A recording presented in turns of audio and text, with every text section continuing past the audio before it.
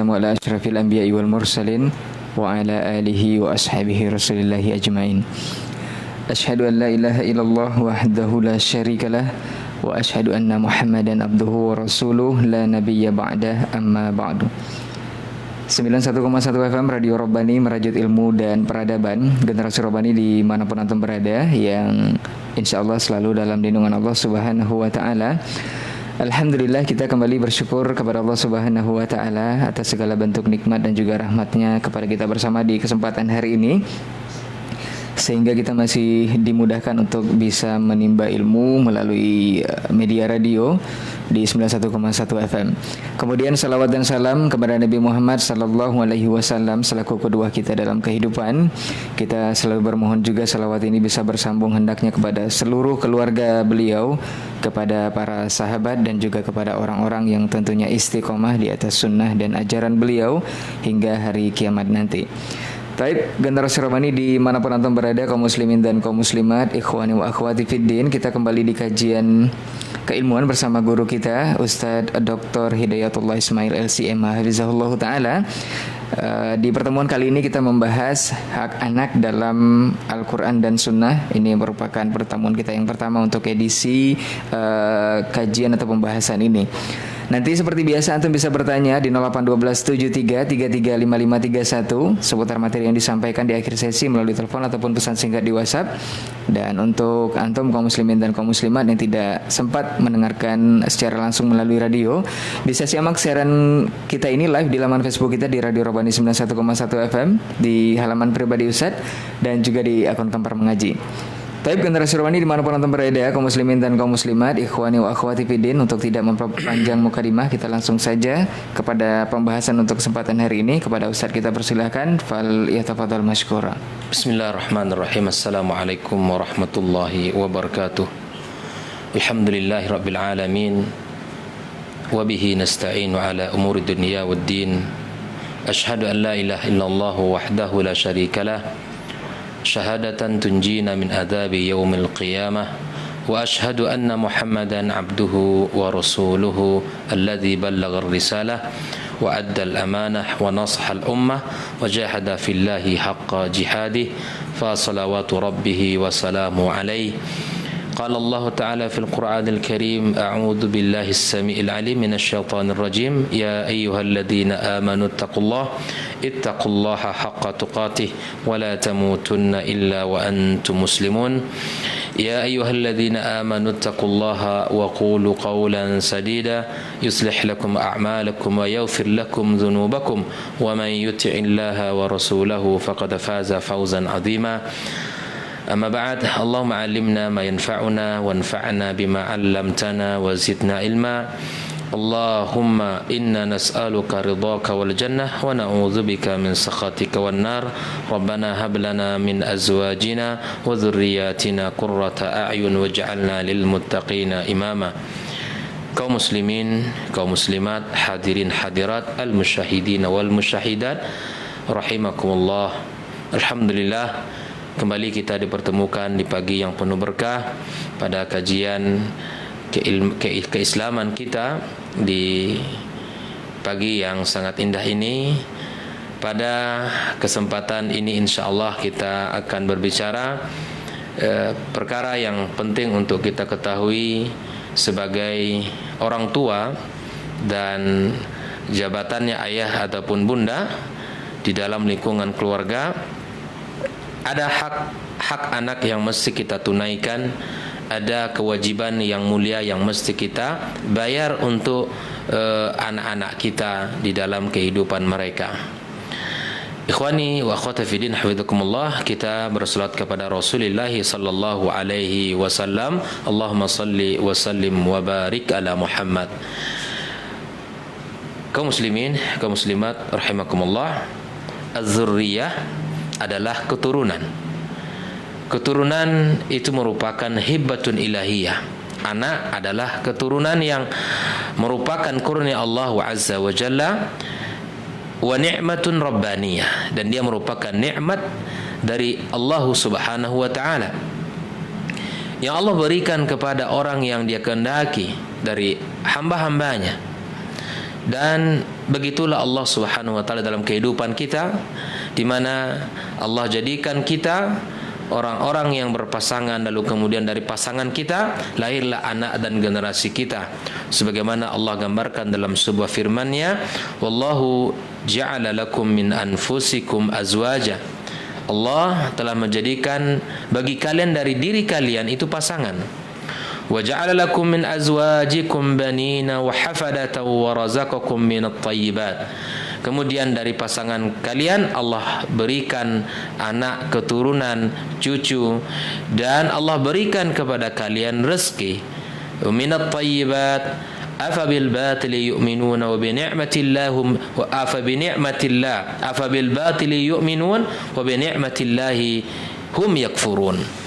Ikhwani wa akhwati fiddin hafizakumullah. Dari ayat ini kita dapatkan sebuah pelajaran bahwa kita diciptakan Allah berpasang-pasangan. Kemudian dari pasangan kita Allah jadikan keturunan yang akan melanjutkan estafet perjuangan kita, akan melanjutkan kebaikan-kebaikan kita yang pernah kita lakukan di muka bumi ini.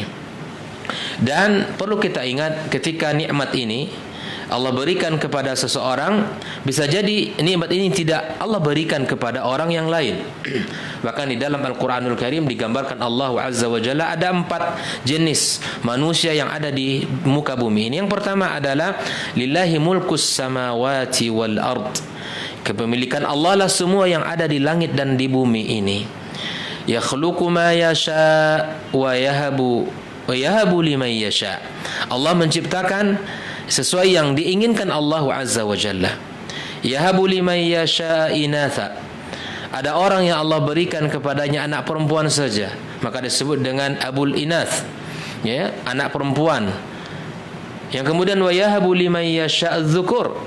Ada orang yang hanya Allah berikan kepadanya anak laki-laki saja. Kalau orang kelompok pertama tadi orang-orang yang mendapatkan anak perempuan, dan kelompok kedua adalah orang-orang yang mendapatkan anak laki-laki saja.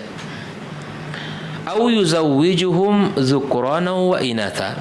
Ini yang ketiga, di mana Allah Subhanahu wa taala gabungkan pemberiannya laki-laki dan perempuan. Ada anak laki-laki dan ada anak perempuan. Makanya berharap ketika ada anak-anak laki-laki lahir, di dalam hati orang tua ingin anak perempuan.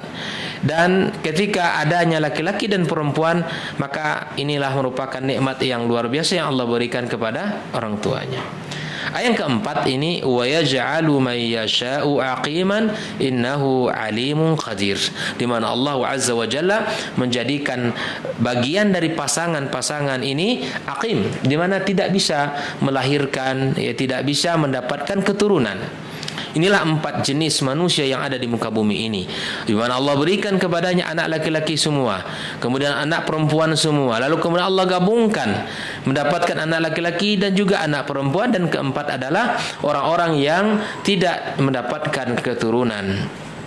Oleh itu, kalau kita lihat di dalam kehidupan kita semuanya, bahwa anak merupakan harapan setiap orang. Anak merupakan keinginan, bahkan ini keinginan para nabi dan rasul untuk mendapatkan anak dan keturunan. Sebagaimana Allah gambarkan dalam banyak ayat, di mana doa-doa para nabi dan rasul meminta kepada Allah Subhanahu wa taala agar mereka diberikan keturunan dan keturunan yang saleh dan salihah. Sebagaimana Allah gambarkan dalam doanya Nabi Ibrahim alaihissalam, ya, dia mengatakan Rabbi habli minas salihin. Ya Rabbi, wahai Rabbku, berikanlah kepadaku keturunan orang-orang yang saleh. Maka kemudian Allah katakan fabasyarnahu bighulamin halim. Kami berikan kepadanya seorang anak yang halim. Ya. Doa Nabi Ibrahim alaihissalam yang disebut dengan Abul Anbiya, bapaknya para nabi, dan garis keturunannya adalah orang-orang yang luar biasa, meminta kepada Allah dengan mengatakan Rabbi habli minas salihin. Di dalam kisah Nabi Zakaria alaihi salam, Allah pun menceritakan kepada kita di dalam Al-Quranul Karim doa yang dipanjatkan oleh Zakaria. Kita lihat, wa Zakaria idh nada rabbahu rabbi la tadharni farda. ketika Zakaria memohon kepada Rabbnya, mengatakan, Rabbi, wahai Rabbku, la tadharni farda, jangan engkau jadikan aku orang-orang yang sendirian, tidak memiliki keturunan. Wa anta khairul warithin, dan engkau adalah sebaik-baik pemberi waris, artinya pemberi keturunan dalam hal ini. Ketika Zakaria meminta kepada Allah, adalah pelajaran mahal bagi kita kaum muslimin, agar kita minta kepada Allah Azza wa Jalla. Di antara pasangan yang belum dihadirkan keturunan, maka mintalah kepada Allah sebagai qudwah yang telah dicontohkan oleh Ibrahim alaihissalam, oleh Zakaria alaihissalam. Dan pujilah Allah dengan mengatakan, wa anta khairul warithin. Coba lihat apa hasilnya. Ketika doa itu dipanjatkan kepada Allah, Allah katakan, fastajabna lahu, kami kabulkan doanya, wa wahabna lahu, dan kami berikan kepadanya siapa? Yahya, wa aslahna lahu zaujah.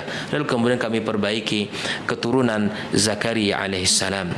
Zakaria termasuk nabi yang sangat lama mendapatkan keturunan. Dikisahkan bahwa Zakaria ini menikah pada usia lebih kurang 30 tahun, dan istrinya berbeda 10 tahun. Maka lebih kurang 70 tahun Zakaria alaihissalam, persis di usia 100 tahun Zakaria mendapatkan anak yang bernama Yahya.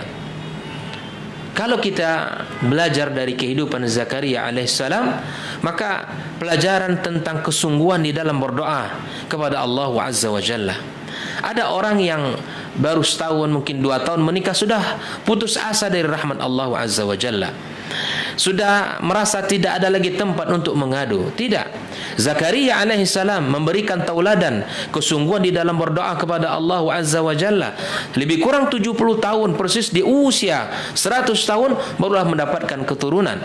Begitulah istrinya ketika usia 90 tahun, ya, maka dia mendapatkan anak yang bernama Yahya. Dikisahkan oleh para ulama, kata-kata wa aslahna zauja, memang istri Zakaria ini di antara penafsiran para ulama, karena kenapa Allah perbaiki istrinya, karena memang di antara akibat atau di antara kekurangan istri Zakaria alaihissalam dikisahkan oleh ahlus siyar adalah wakana tawilul lisan, ya, artinya dia termasuk wanita yang kurang menjaga lisan kepada suaminya. Lalu kemudian disinilah makna wa aslahna lahu zauja, kami perbaiki istri Zakaria, lalu kemudian barulah mendapatkan anak dan keturunan. Makanya kalau kita kaji dari sisi bahasa, kata-kata zaujun dan imra'atun itu adalah penyebutan untuk istri dalam Al-Quranul Karim. Namun apa beda mereka ini? Bedanya adalah zauj itu adalah pengungkapan untuk seorang istri yang mendapatkan keturunan. Adapun imra'atun adalah penyebutan untuk seorang istri yang tidak memiliki keturunan. Ini bedanya. Silakan untuk didalami makna kata beda zauj dengan imra'atun.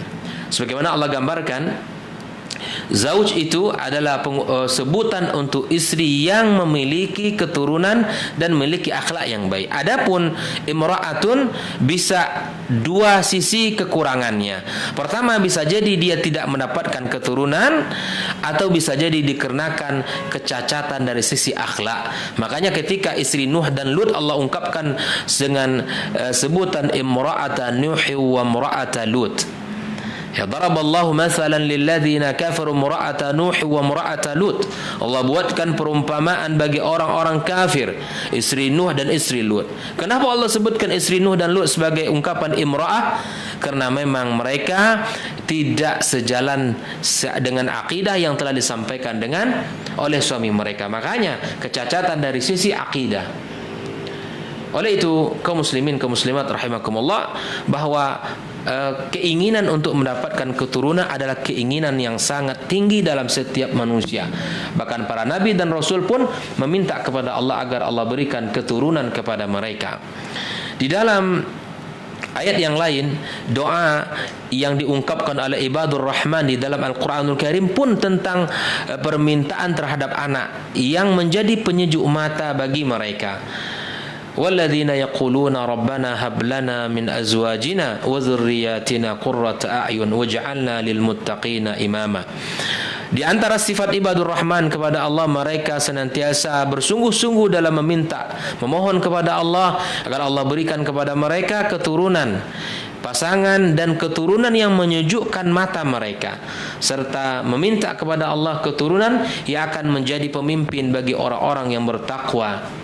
Ikhwani wa akhwati fiddin hafizakumullah. Maka nikmat keturunan adalah nikmat yang sangat agung, yang tidak bisa diketahui kecuali oleh orang-orang yang mengetahui besar nikmat tersebut.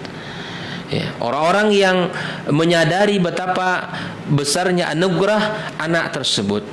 Oleh itu Allah gambarkan dalam Al-Quranul Karim, al-malu wal banuna zinatul hayatid dunya, bahwa harta dan anak adalah perhiasan di dalam kehidupan dunia ini.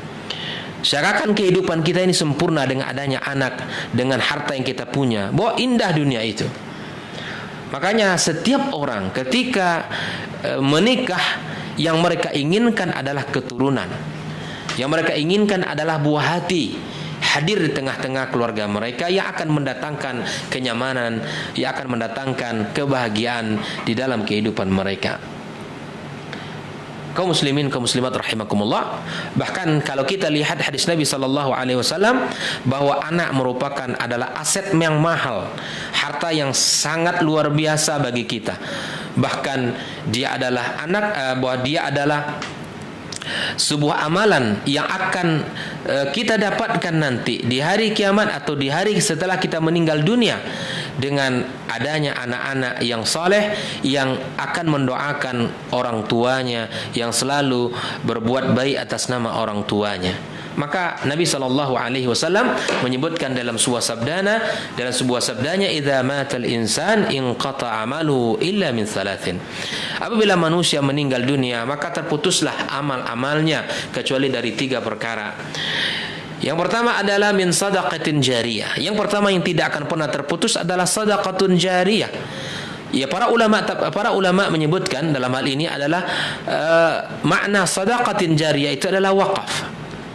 Wakaf yang harta yang kita punyai, yang kita miliki, kita serahkan kepada Allah, ya kita peruntukkan untuk kemaslahatan agama Allah. Kita punya tanah, kita wakafkan tanah itu untuk pembangunan masjid, untuk lembaga pendidikan, untuk apa saja yang bermanfaat. Atau kita punya harta, ada sebuah masjid yang ingin dibangun, tapi mereka tidak memiliki uang yang cukup untuk menyelesaikan, maka kita wakafkan dari harta kita. Disebut jariyah karena akan mengalir. Apa yang mengalir? Pahalanya.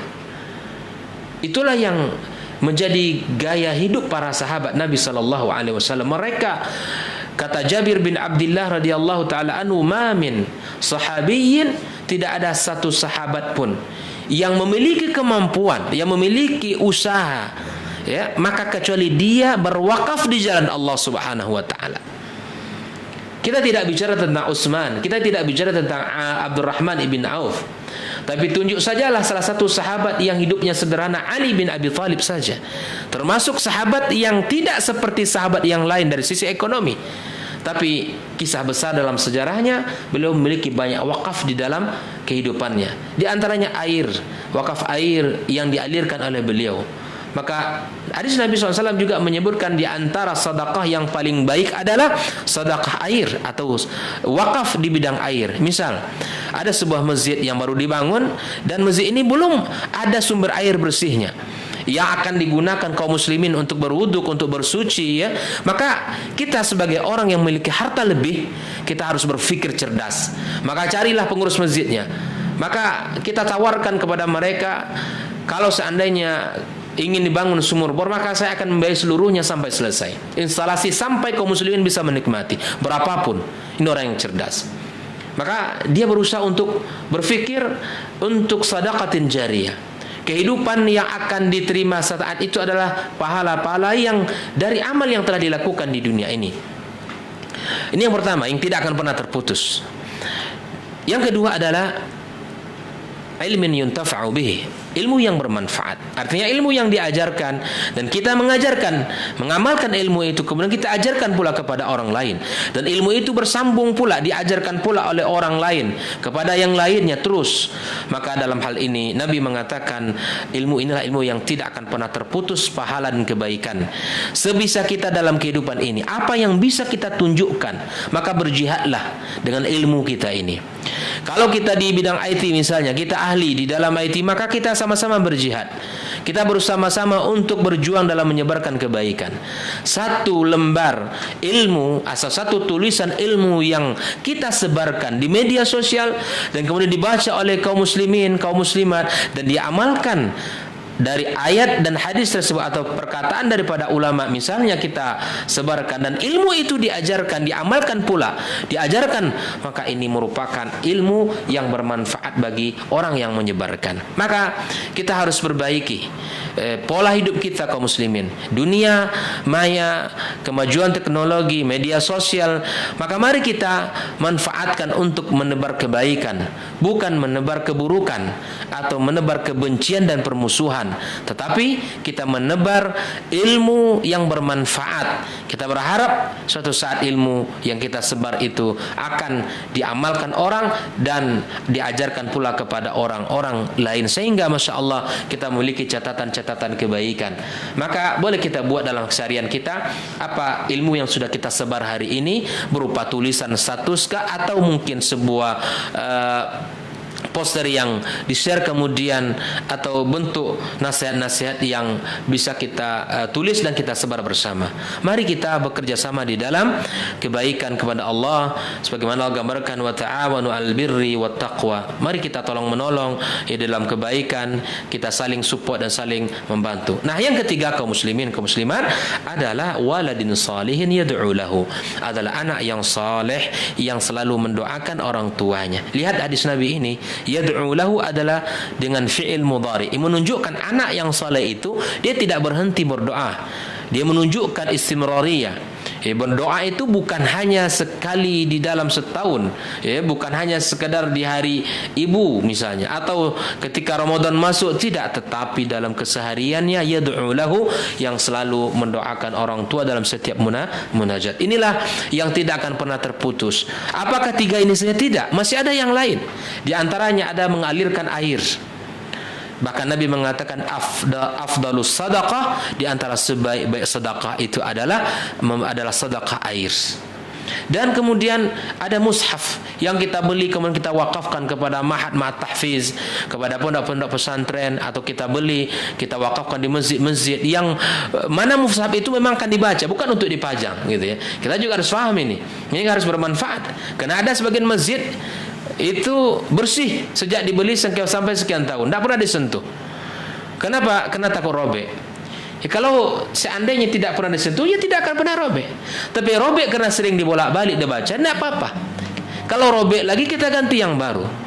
Nih, kepada pengurus masjid harus paham bahwa mushaf yang ada di masjid bukan untuk dipajang saja, bukan untuk hanya menjadi pelengkap, penghias dinding masjid, bukan, tetapi itu dimudahkan untuk kaum muslimin membacanya.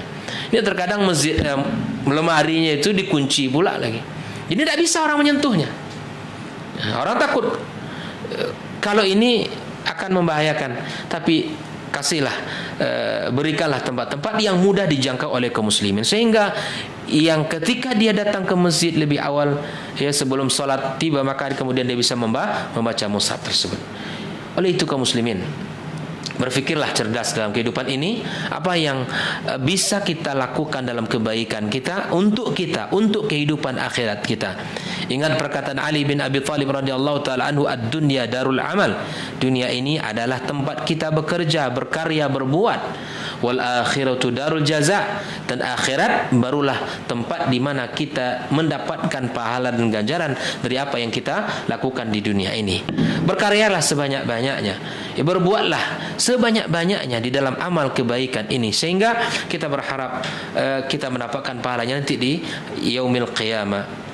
Kaum muslimin, kaum muslimat rahimakumullah, maka itu Islam mewajibkan kepada orang tua, ayah bunda untuk memperhatikan anak-anak mereka, untuk menunaikan hak-hak mereka, dan memberikan perintah kepada orang tua untuk mengawal kehidupan mereka sehingga mereka ini termasuk orang-orang yang mengenal dengan agamanya dengan cara yang benar pula. Kaum muslimin, kaum muslimat rahimakumullah, mari kita lihat satu persatu apa saja yang menjadi bagian atau tugas kita sebagai orang tua untuk mendidik anak-anak kita, dalam pendidikan anak-anak kita. Apa saja yang menjadi tanggung jawab orang tua yang harus diberikan kepada anaknya, yang harus kita tunaikan kepada mereka. Mari kita lihat. Yang pertama adalah tugas utama orang tua adalah ta'limuhumul aqidatus sahihah. Ya. Ini yang pertama sekali adalah mengajarkan kepada anak itu adalah aqidah as-sahihah, aqidah yang benar.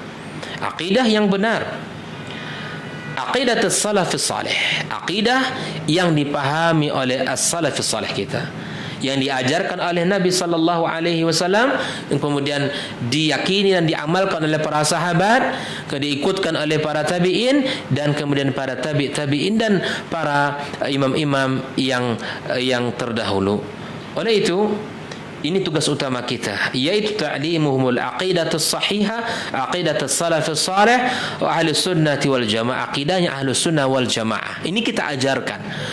Tugas pertama kita, ya, tugas utama dan pertama kita sebagai orang tua, mendidik mereka dengan pemahaman agama yang benar, dengan pemahaman akidah yang dibangun di atas Al-Quran dan Sunnah Nabi Sallallahu Alaihi Wasallam.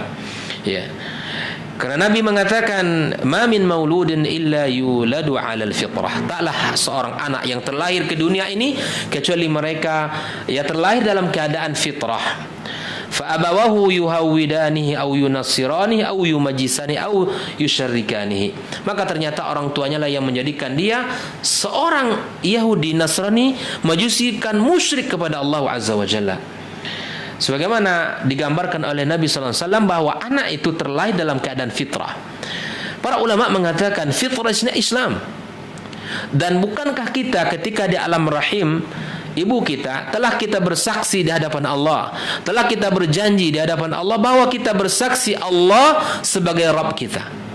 Nah, Allah sebagai Rabb kita.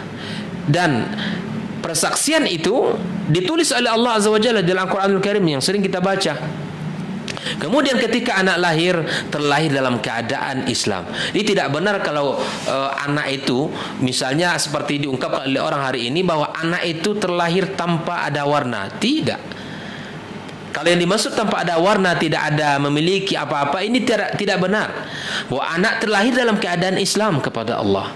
Anak terlahir dalam keadaan mengimani Allah Subhanahu wa taala. Makanya di sini adalah faktor ketiga yang melencengkan anak tersebut, yaitu orang tuanya.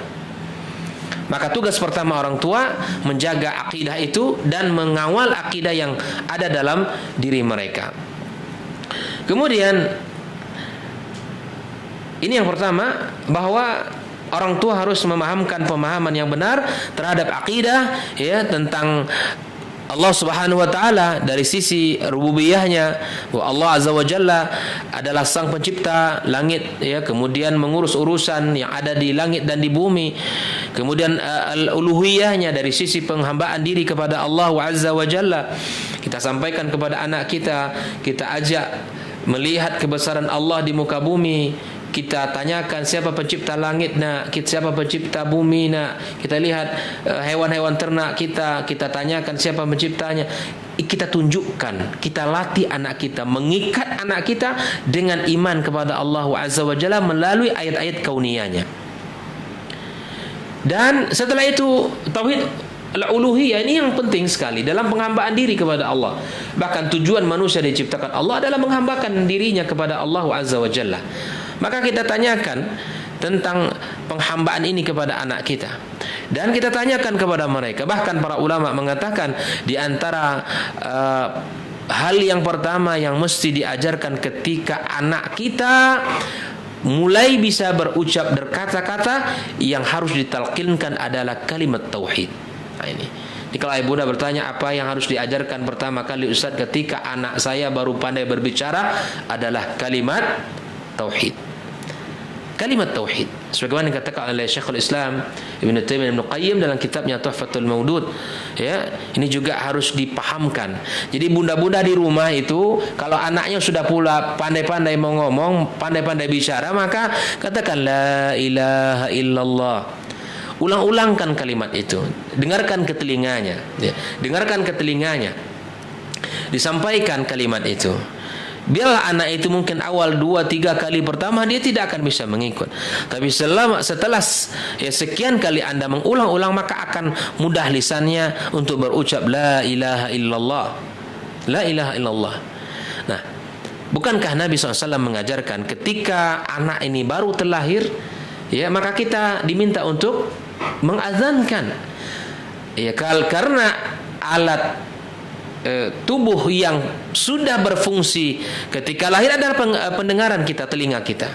Makanya diazankan pada telinganya, diazankan ke telinga anak kita agar yang pertama kali didengar olehnya adalah kalimat-kalimat tauhid, kalimat-kalimat agung kebesaran Allah Azza wa Jalla.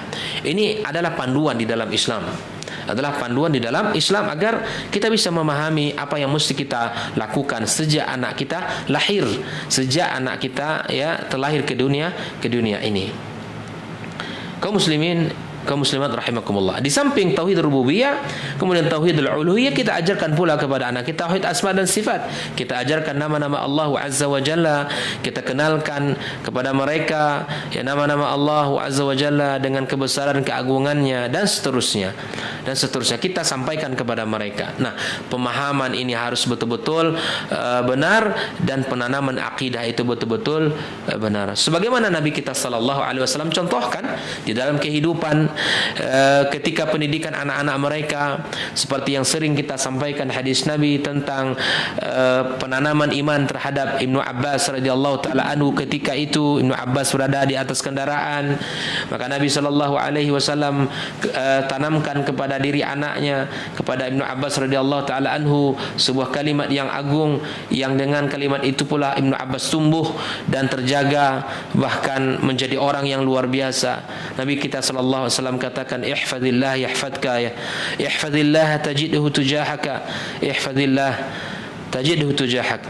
Jagalah Allah nak, maka Allah akan menjaga kamu, dan jagalah Allah nak, maka kamu akan dapatkan Allah Subhanahu wa taala di hadapanmu. Wa zasta'anta fas'in billah, jika kamu minta tolong, maka minta tolonglah kepada Allah. Dan ini adalah kalimat-kalimat iman yang mesti kita tanamkan kepada anak kita.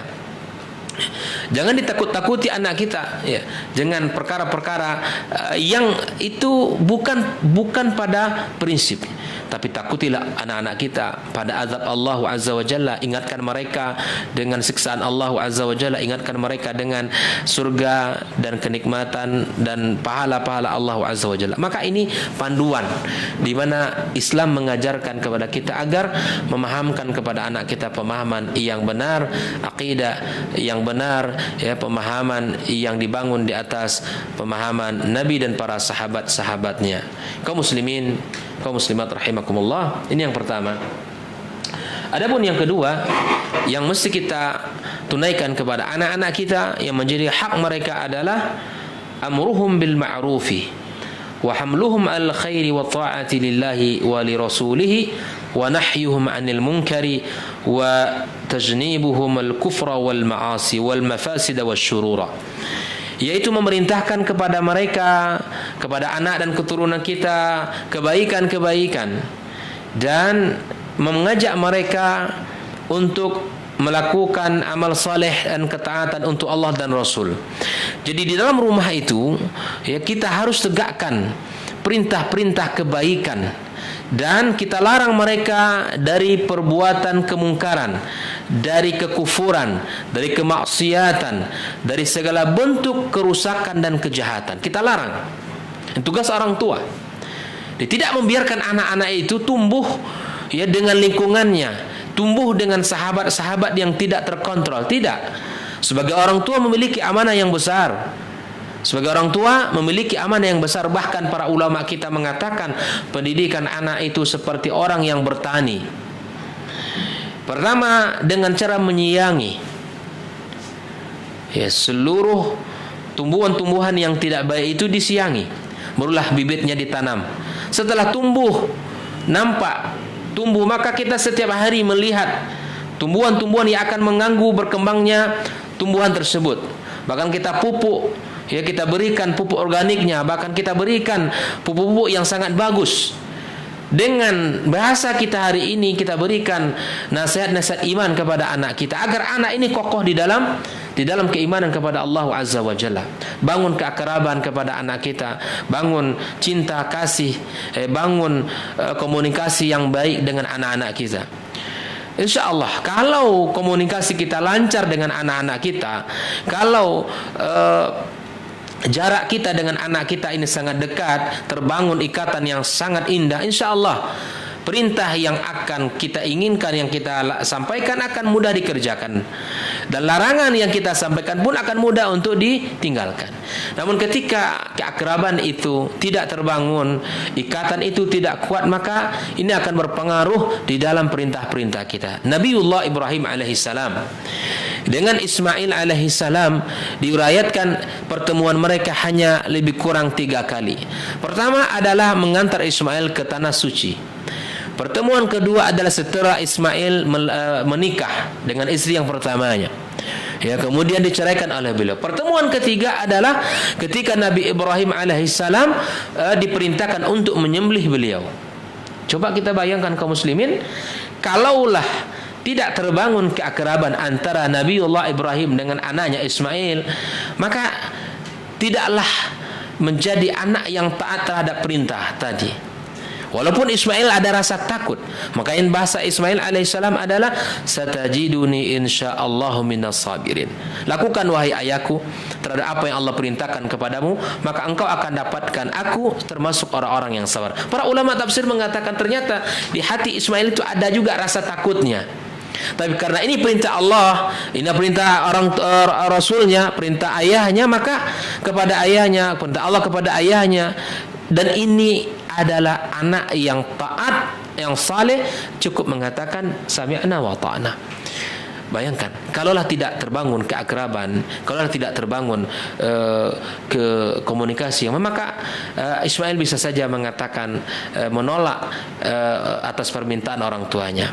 Nabiullah Yaqub alaihissalam dengan Yusuf, Nabiullah Yaqub alaihissalam, kata para ulama, di antara kebaikan manfaat yang dirasakan oleh Yusuf ketika terbangun kedekatan dengan orang tuanya adalah terselamatkan Yusuf alaihissalam dari perbuatan yang keji.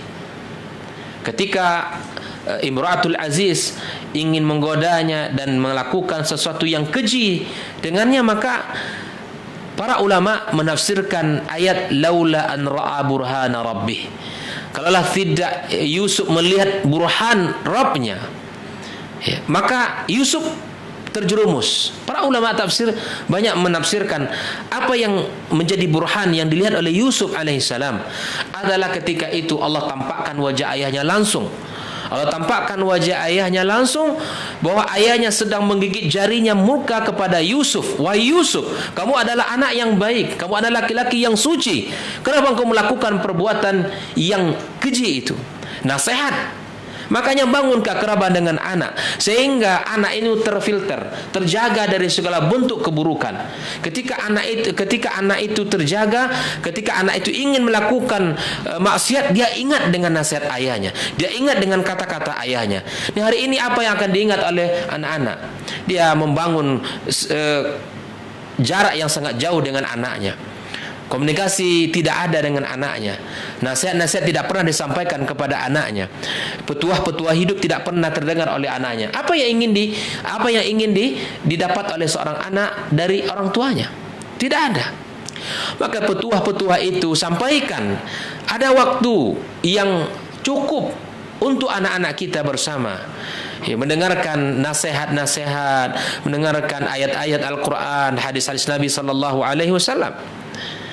Mungkin dari sekian banyak yang kita sampaikan, belum semua tertangkap oleh anak kita, belum semua difahami, bahkan mungkin belum bisa diamalkan seluruhnya. Namun insya Allah ketika keakraban itu terbangun, insya Allah anak ini akan terselamatkan.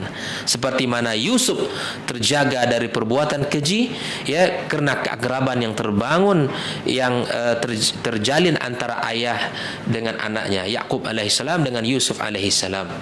Oleh itu ikhwan wa akhwat fiddin, di rumah kita mesti ada dua sisi kebaikan ini, yaitu perintah untuk melakukan amal dan larangan terhadap kemaksiatan dan kemungkaran.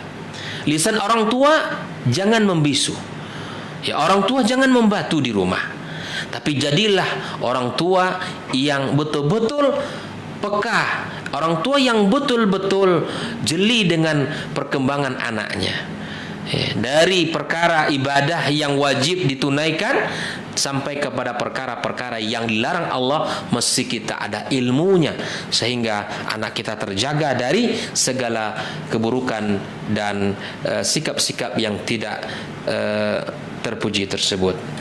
Sebagai dalil dari pembahasan kedua kita ini adalah landasannya firman Allah Subhanahu wa taala, ya ayyuhalladzina amanu qu anfusakum wa ahlikum nara. Ya, tegakkanlah di dalam rumah tangga kita semangat untuk membangun, menyelamatkan keluarga dari api neraka Allah Subhanahu wa taala. Selamatkanlah dirinya dan keluarganya dari api neraka Allah Subhanahu wa taala.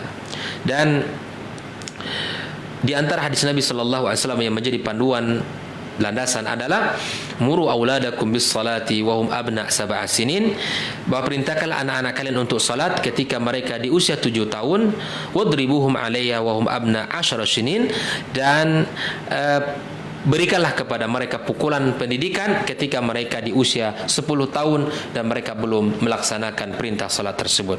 Wa farriquhu bainahum fil madaji', dan pisahkan mereka sudah diranjang ketika usia 10 tahun tersebut. Maka Nabi SAW di dalam lafaz yang lain, alimus sabiyya salata ibna sab'a sinin wadribuhu 'alaiha ibna 10. Ya, ajari anak kalian salat, dalam hal ini perintah salat di usia 7 tahun. Maka kalau bertanya usia kapan anak kita diperintahkan, bahasa perintah orang tua itu di usia 7. Tapi ta'limus shalah bukan di usia 7. Itu mengajarkan bacaan salat, bagaimana tata cara salat, berwudu dan seterusnya, bukan pada usia 7 tahun. Artinya sebelum usia itu anak kita sudah mulai diajarkan 5 atau 6, 5, 4 tahun sudah mulai kita ajarkan bacaan-bacaan salat, ya, zikir-zikir, ayat-ayat Al-Qur'anul Karim. Kita sudah mulai ajarkan kepada mereka sehingga ketika usia 7 masuk, bahasa orang tua bukan lagi ajakan tetapi bahasanya perintah. Ingat baik-baik bahasanya perintah. Karena Nabi mengatakan Nabi mengatakan muru auladakum. Muru auladakum, perintahkan anak-anak kalian. Ya. Oleh itu kaum muslimin, kaum muslimat, mari kita tegakkan di antara perkara yang ma'ruf yang mesti kita tegakkan, yang utama adalah salat. Ya. Dan orang tua harus mencontohkan. Tentunya dalam hal ini orang tua harus menjadi qudwah bagi anak-anaknya. Kalau dia memerintahkan anaknya salat, ya tentu dia lebih utama untuk salat. Ya, ketika azan dikumandangkan, maka ayah cepat-cepat untuk berangkat ke masjid atau mengajak anaknya langsung ke masjid. Bergegas, bersiap-siap menuju rumah Allah Azza wa Jalla. Ya. Kemudian anak perempuan dan istri kita di rumah, maka jangan dibiarkan lalai dalam ibadah ini. Maka ketika azan dikumandangkan, sama-sama kita ingatkan anak laki-laki dan perempuan kita. Yang laki-laki kita ajak ke masjid, dan yang perempuan sholatnya di rumah. Ini harus ada dalam rumah kita. Jangan hanya kaku di dalam kediaman, kaku di dalam sifat yang tidak cuek terhadap perintah-perintah agama, tidak. Tapi hak anak mesti mendapatkan teguran, mendapatkan sanjungan, mendapatkan pujian, mendapatkan perintah-perintah dalam kebaikan, sehingga anak itu jelas, oh ternyata ini adalah perintah agama, ini merupakan larangan dari agama. Kaum muslimin, kaum muslimat rahimakumullah. Ya.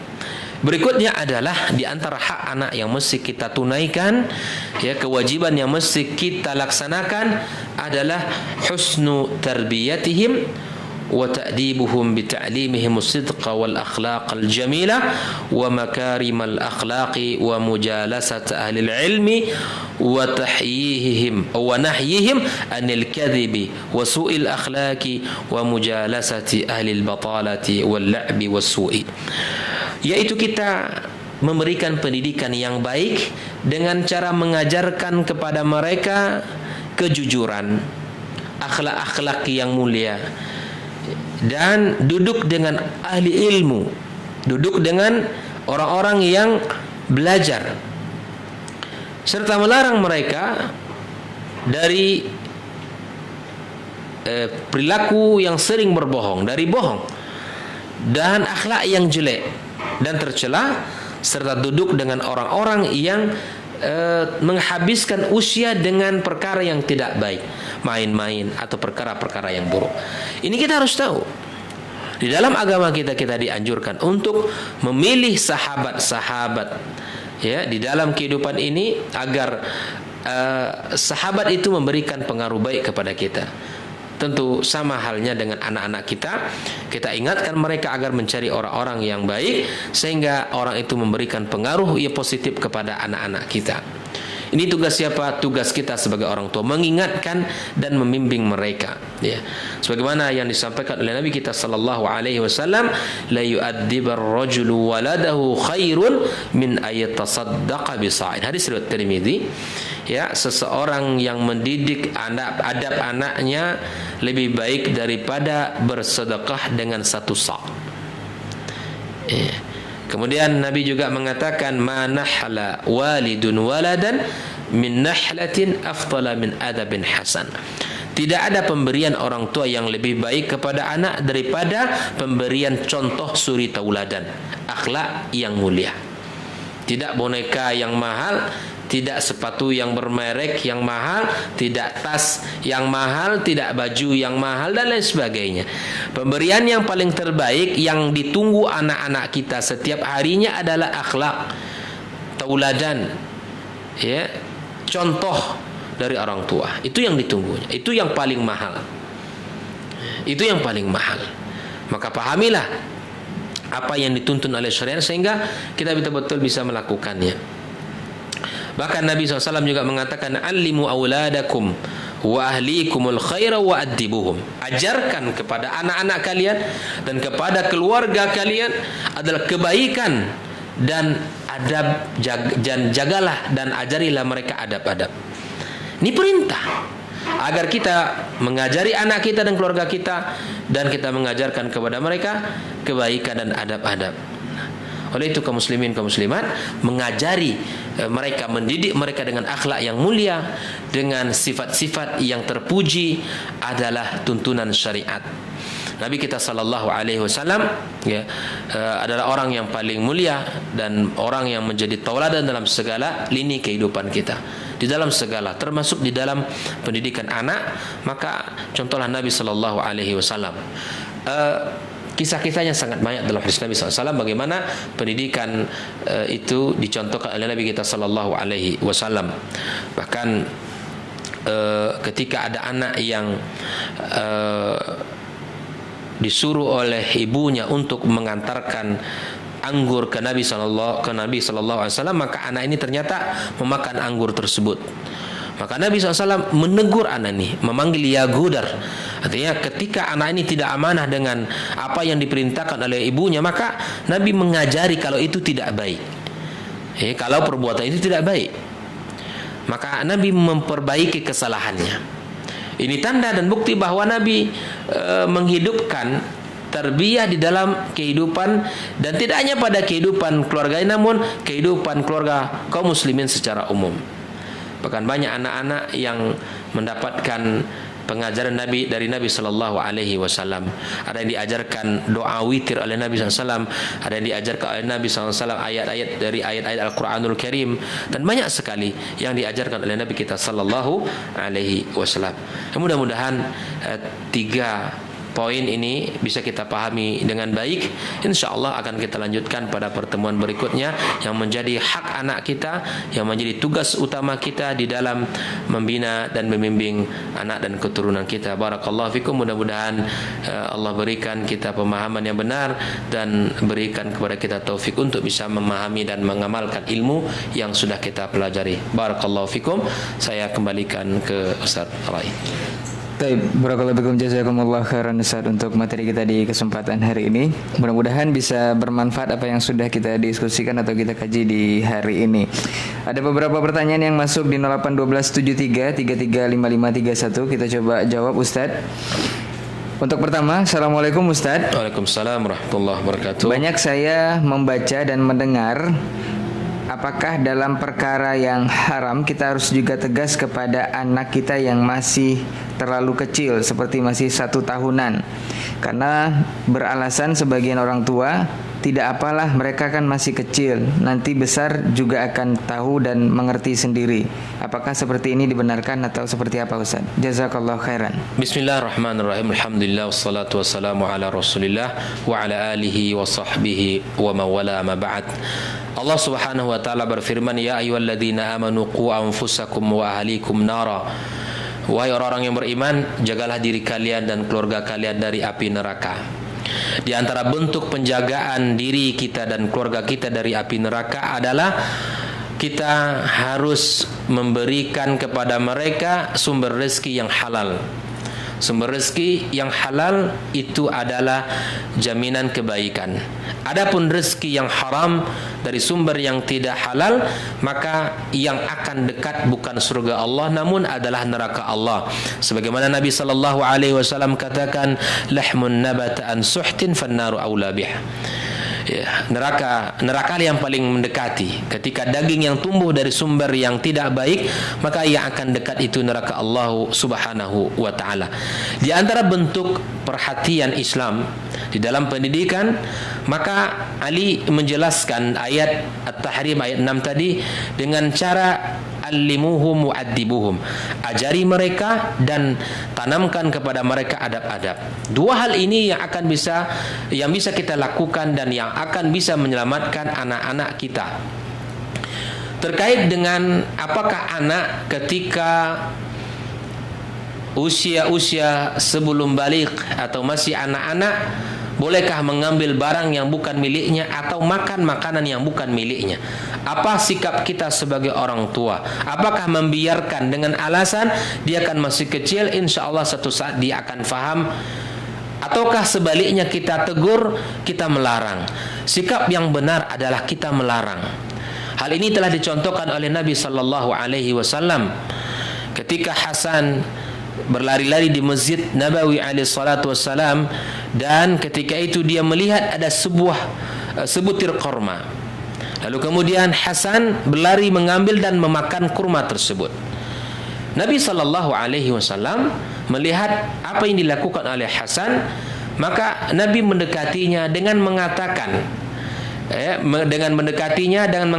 kepadanya, "Ala ta'lam ya Hasan, tak tahukah kamu wahai Hasan bahwa kita ini keluarga yang tidak menerima sedekah?"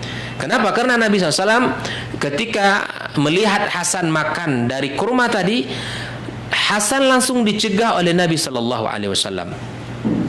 Bahkan Nabi berusaha mengeluarkan kurma yang telah dimakan tadi dengan cara memasukkan telunjuk Nabi ke mulut Hasan sampai Hasan memuntahkan kurma itu.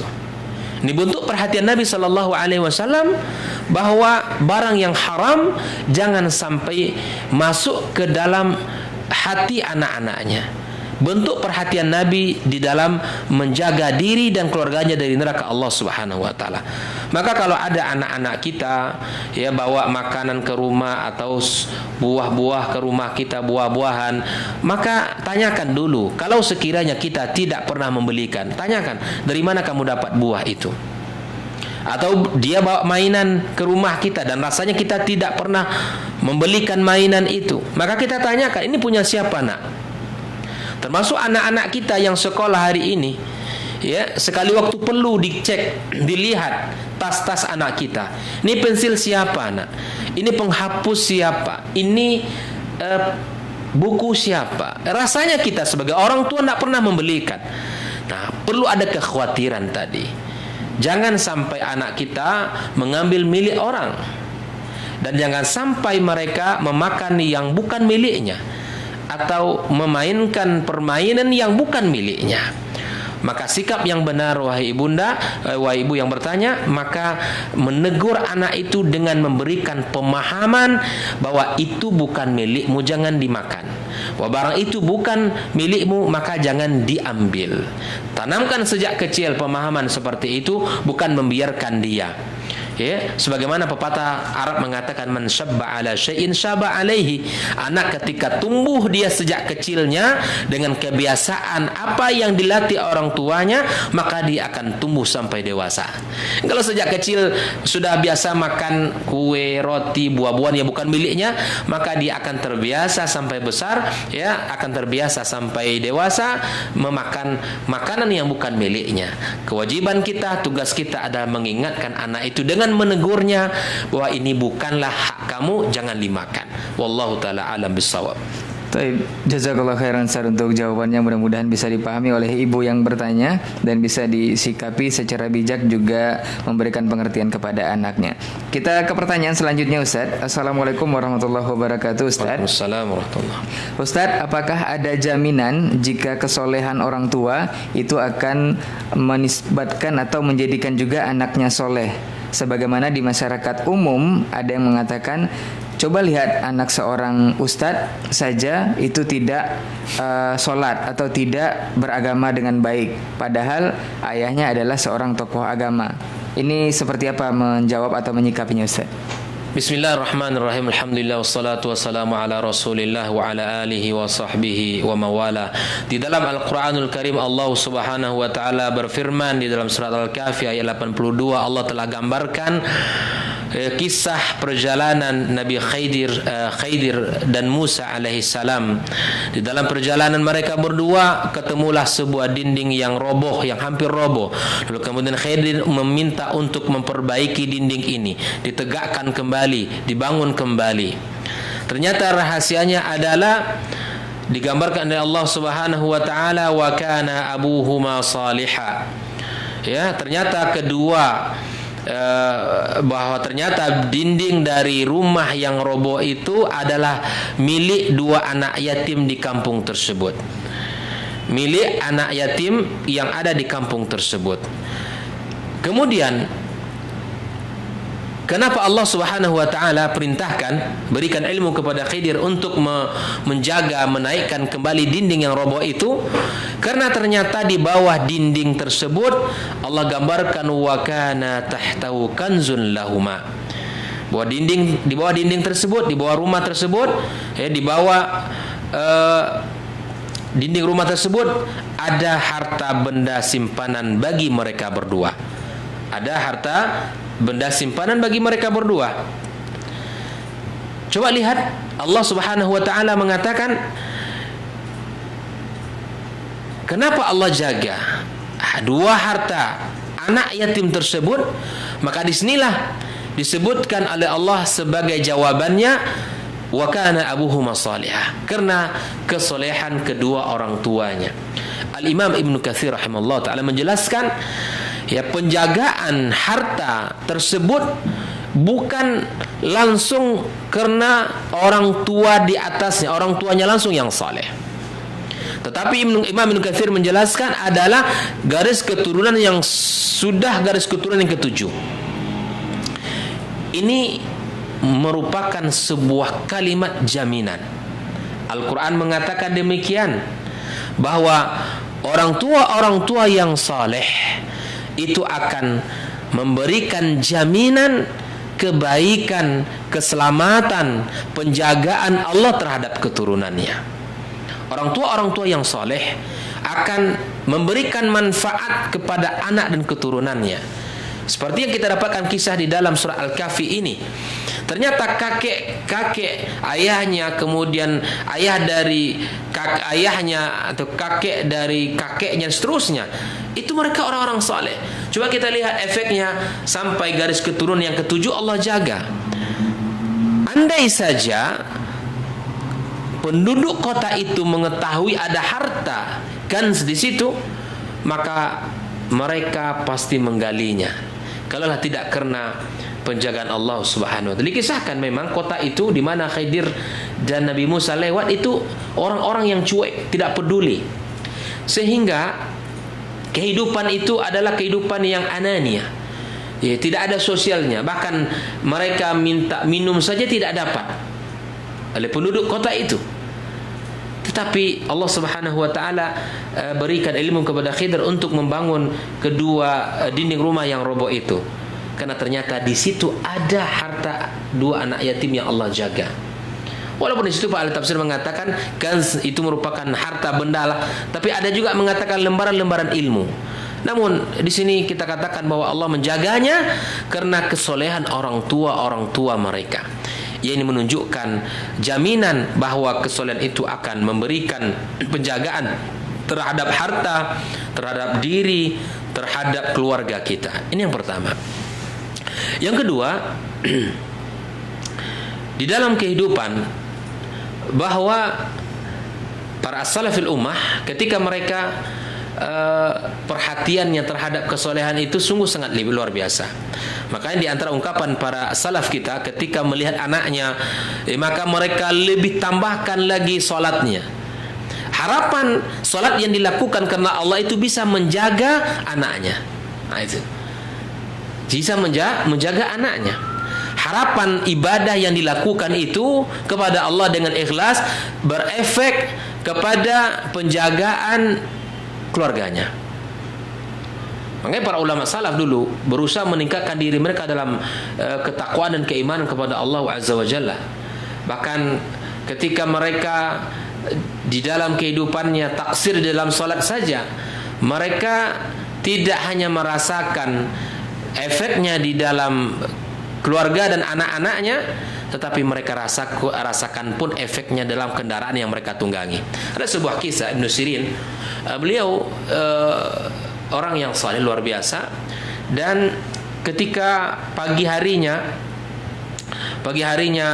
ketika tunggangan tidak bisa dikendalikan dengan baik, maka dia merasa ada dosa yang dilakukan. Tahukah kita dosa yang dilakukan oleh beliau? Menurut dia dosa, karena kebiasaannya sholat malam itu tak kurang dari 100 rakaat, tapi pada malam itu dia hanya sholat 98 rakaat saja. Bayangkan, kurang 2 rakaat karena memang baru pulang berjihad, kelelahan dan badan yang kurang sehat. Dan pagi hari ketika kendaraan ditunggangi itu tidak bisa dengan baik, maka kemudian dia merasakan ini dosa dilakukan tadi malam.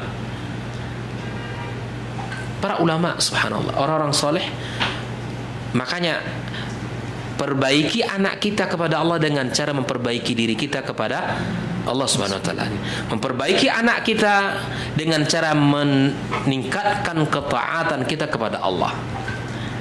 Tingkatkan ketaatan kita kepada Allah, ya, jaga Allah, jaga agama Allah, maka Allah akan menjaga diri kita dan keluarga kita. Allah akan menjaga diri kita dan keturunan kita.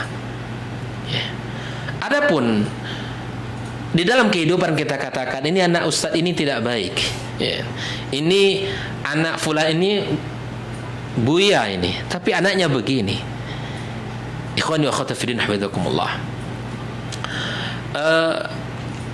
Kaidah umumnya adalah bahwa ketika orang tuanya saleh dan ketika kedua orang tuanya baik, insya Allah anak-anaknya pun akan baik. Itu akidah, itu kaidah umum. Namun ketika nanti ada anak yang didapati tidak seperti yang dicontohkan, diajarkan oleh orang tua, maka ini merupakan ujian khusus baginya dan tidak melanggar kaidah umum. Karena dari setiap kaidah ada pengecualian.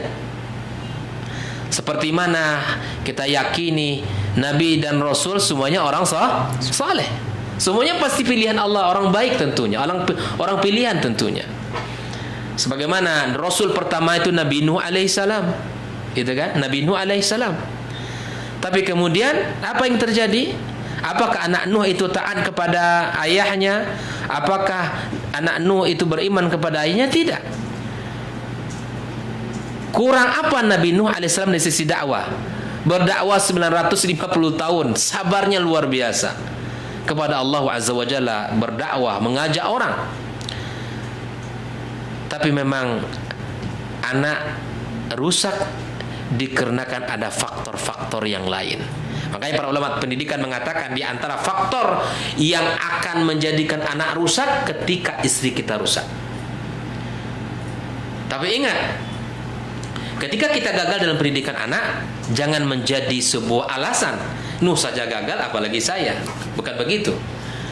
Kaidah umum kita pakai bahwa setiap orang yang baik, ya, pasangan yang baik akan mendapatkan insyaallah taala anak keturunan yang baik pula, insyaallah. Ya.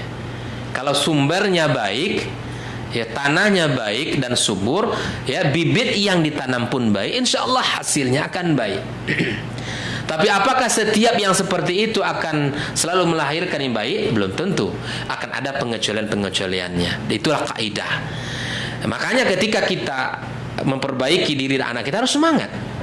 Kita bersunuzon kepada Allah Azza wa Jalla akan baik anak-anak kita. Ya. Akan baik anak-anak kita. Ya, kita minta tolong kepada Allah. Ya, bahwa kita bersunuzon kepada Allah bahwa Allah akan memperbaiki diri dan anak-anak kita. Nah, ketika kita mendapatkan halangan dan rintangan, cobaan, maka jangan berputus asa.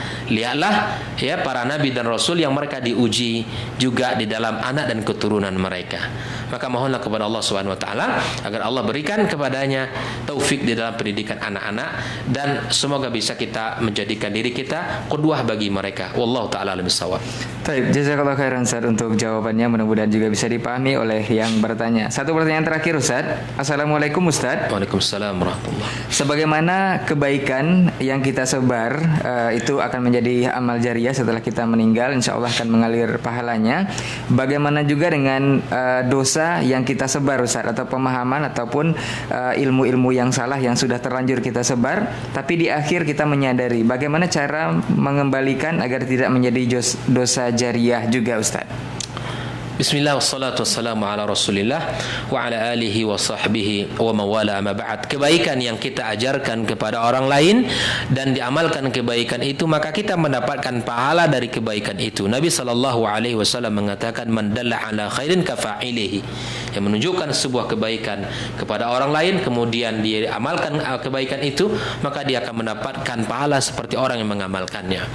Begitu juga dengan kondisi dosa, maksiat, ya, ilmu yang tidak baik yang kita ajarkan.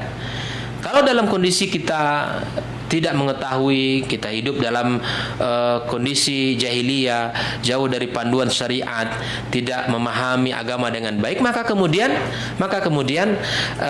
dosa-dosa itu pun akan menjadi dosa bagi kita yang kita sebarkan, yang kita ajarkan. Nah, bagaimana sikap kita kalau itu sudah terlanjur dan kita sadar itu adalah perbuatan yang salah dan itu merupakan perbuatan yang keliru yang harus kita tinggalkan? Yang pertama, Anda harus bertaubat kepada Allah Subhanahu wa taala dengan sebenar-benarnya. Bertaubat dengan taubatan nasuha kepada Allah Azza wa Jalla. Yang kedua, menyesal atas perbuatan-perbuatan tersebut.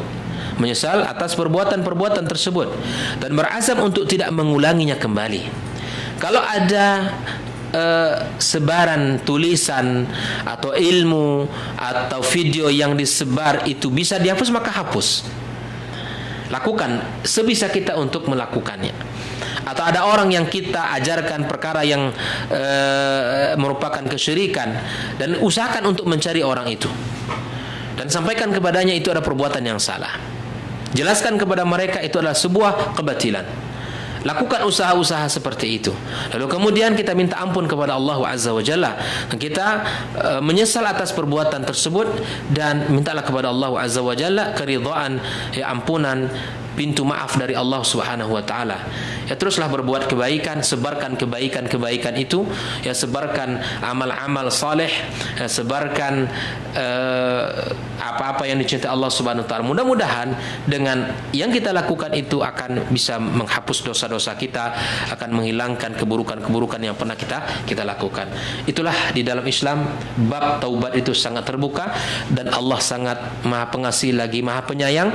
Kalau kita bersalah kepada manusia, sulit untuk kita minta maaf. Tetapi kalau kita salah kepada Allah Azza wa Jalla, Allah Maha Rahim, Maha Rahman, Maha Ghaffar. Hamparkan sajadahmu, kemudian bermunajatlah kepada Rabbmu dengan penuh khusyuk, dengan penuh tadarru' kepadanya, dengan penuh penyesalan, maka Allah akan menerima taubat kita insyaallah taala. Barakallahu fikum. Baik, barakallahu fikum, jazakumullah khairan Ustaz untuk jawabannya. Mudah-mudahan juga bisa dipahami oleh yang bertanya. Itu sepertinya pertanyaan terakhir untuk kesempatan hari ini, dan kita selesai untuk kajian episode perdana untuk hak anak dalam Al-Qur'an dan Sunnah. Insyaallah besok kita akan lanjutkan dengan lanjutan kajian di jam dan frekuensi yang sama. Tetap setia di 91,1 FM Radio Rabbani, merajut ilmu dan peradaban. Afwan untuk semua salah kata dan khilaf bicara. Kita tutup dengan doa kafaratul majelis. Subhanakallahumma wa bihamdika asyhadu an la ilaha illa anta astaghfiruka wa atubu ilaik. Assalamualaikum warahmatullahi wabarakatuh. Waalaikumsalam warahmatullahi wabarakatuh.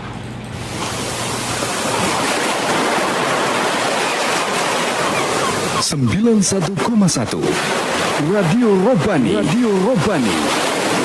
merajut ilmu dan peradaban.